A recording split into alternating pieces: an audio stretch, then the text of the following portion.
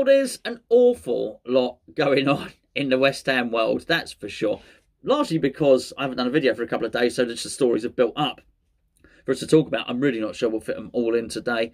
And there's some other bits and pieces. Some game, England are playing some game tomorrow. In fact, myself and Gio have just recorded our preview for that, which will be over on the main channel. I just think he's got to edit it and upload it. I will be doing a watch along on this channel 10 minutes before kick-off, something like that. I even sit on the sofa in the lounge and do it just for maximum comfort. Also, as when I pass out through shock, I'll be doing it on something soft and comfy rather than a hard office chair. Please join me for that. As I say, live chat will be open, and that'll be really great to have your company. We won't talk about the England game now.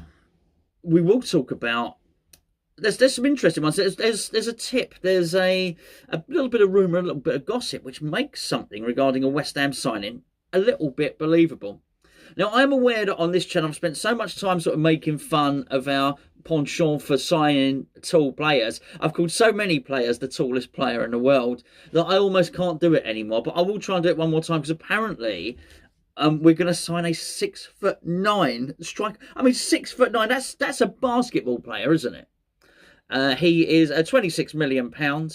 Onuchu, I think that's his name. Onuchu, Paul Onuchu.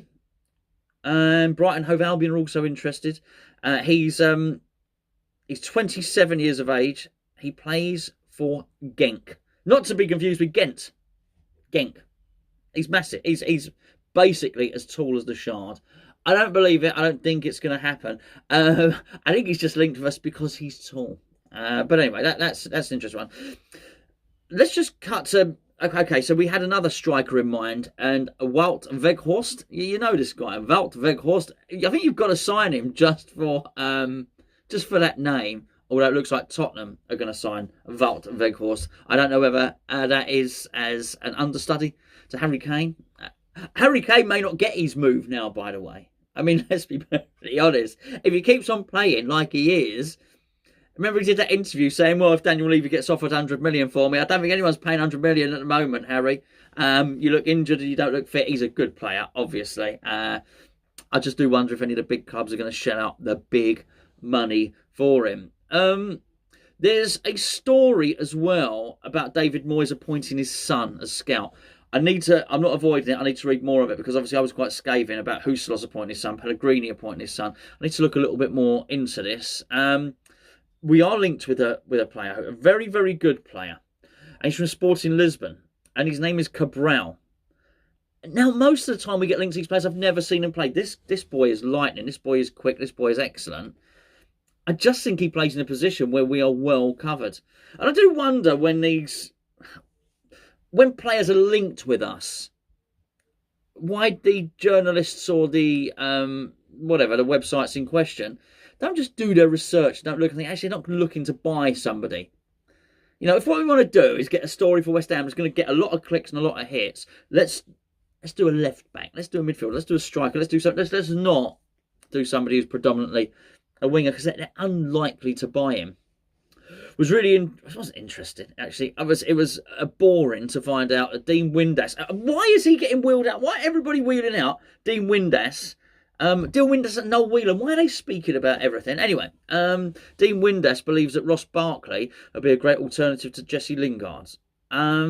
Yes, probably. And he's urged David Moyes to sign him. Why? Why would you urge him? What's it got to do with you, Dean Windass? Mind your own business. He either will or he won't. Now, this is the one that has really interested me, because there's reason to believe this. Now, you won't think anything much when I say this. It says, West Ham tipped to move for EFL player as alternative to £35 million deal. That's the worst headline in the world. It's boring. I couldn't say it because I fell asleep. Let me tell you what it's saying. Peterborough United Director of Football Barry Fry has tipped West Ham to sign Blackburn Rovers striker Adam Armstrong rather than Ivan Toney. Okay, right. This is what Barry Fry has said.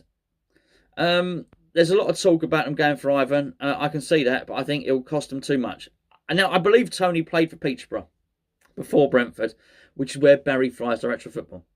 He said, but I think Adam Armstrong, because Moyes is so successful, is the right price. I feel they could go for him. They definitely need to strengthen the squad. Why are we listening to Barry Fry? I'll tell you why we're listening to Barry Fry. And this is what makes it interesting.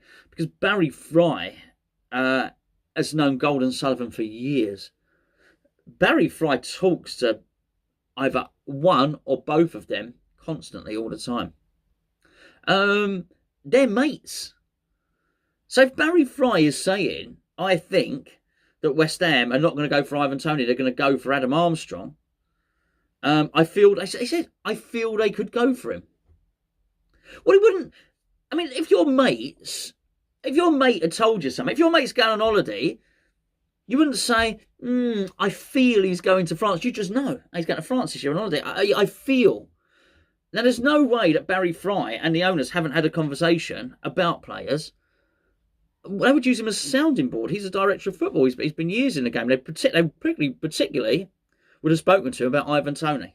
Would have just picked up the phone. Barry, tell us about, before we start getting any further into this, tell us about Ivan Toney. Tell us about his character. You worked with him. You found him. You worked with him for years, whatever. They would have had the conversation.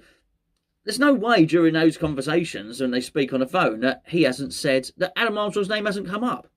So for him to say, I feel they could go for him, means at some point, one of the owners has said to Barry Fry, we might be having a look at Adam Armstrong. And this surprises me, because I didn't think we'd sign him. Why should I know anything about it? I just thought it was quite interesting that something was, maybe something's, look, some people you'd believe, some people you don't believe. I just found that interesting. That's a friend of the owners saying that we could go for him. There was this report as well earlier on in the week. It is earlier on in the week, right? It is. I tell you what, it doesn't get any more early in the week than now. At the end of last week, Felipe Anderson could be going back to Lazio for 8 million. And then there's a counter story which says that's not true. Yeah, you're right, it's not true. They don't have to pay 8 million for him. You get Felipe Anderson for nothing, is what I think happens now. I also think the other thing is, with the Lazio one, is clearly his contract at West Ham's not up yet. I imagine we owe one more instalment. It might be 5 or 6 million or something like that. I don't think it's an awful lot of money. But I think it would just be a case of, Lazio, you want him back, we're not paying you the last instalment. Do we get any money? No, we just don't pay any out. We get his wages off the books. No one's going to pay 8 million for Felipe Anderson. They don't need to. Because the longer it goes on, the longer we wait, the more we're going to be desperate to get him off the books.